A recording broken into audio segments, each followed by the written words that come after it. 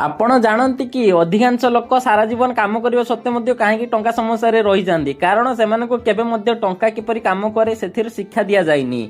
ଟଙ୍କା ମାନେ କେବଳ ନୋଟ୍ କିମ୍ବା ସିକ୍କା ନୁହେଁ। ଟଙ୍କା ହେଉଛି ଗୋଟିଏ ଉପକରଣ। ଏହା ଆମକୁ ବଞ୍ଚିବା, ଗଢ଼ିବା ଏବଂ ଭଲ ଜୀବନ ବଞ୍ଚିବାରେ ସାହାଯ୍ୟ କରେ। ଅଧିକାଂଶ ଲୋକ ଭାବନ୍ତି ଯଦି ଅଧିକ ଟଙ୍କା ଆସିଲେ ସବୁ ସମସ୍ୟା ସମାଧାନ ହୋଇଯିବ, କିନ୍ତୁ ଏହା ସତ୍ୟ ନୁହେଁ।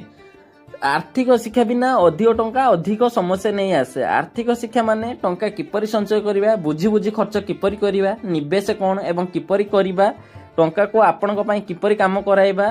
आमे उदाहरण नहीं परिबा, स्कूल रे हमको कोन पढ़ा जाए ना गणित, विज्ञान, इतिहास, किंतु यह केबे पढ़ा जाए नहीं वेतन किपरि मैनेज करिबा, ऋण रु किपरि दूरे रहिबा, संपत्ति किपरि बढ़ाइबा। सेथि पई अनेक पढ़ा लेखा लोक मध्य टंकार दुर्बल थांती एवं केतेक कम पढ़ा लेखा लोक आर्थिक भाव सफल हो जाती। आम भी देखिपर मैंने एग्जांपल नहीं परिबा, दुई जन लोक समान वेतन पाती। गोटे लोक संचय निवेश करती, अन्य जन विचार नक खर्च करती।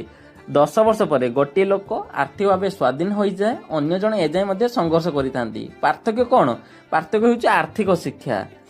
जदि आपण निज जीवन को निज नियंत्रण रखा चाहती तेबे प्रथमे टंका को नियंत्रण करने शिखंतु। दिन को दिन सहज आर्थिक शिक्षा पाई मते फॉलो करंतु, मो सहित जोड़ी रुहंतु। जदि आपन भल लगी थाए ताले अन्य सांग मानक सहित आपण निहाती शेयर करंतु, भल कमेंट करंतु। रोहिली, नमस्कार।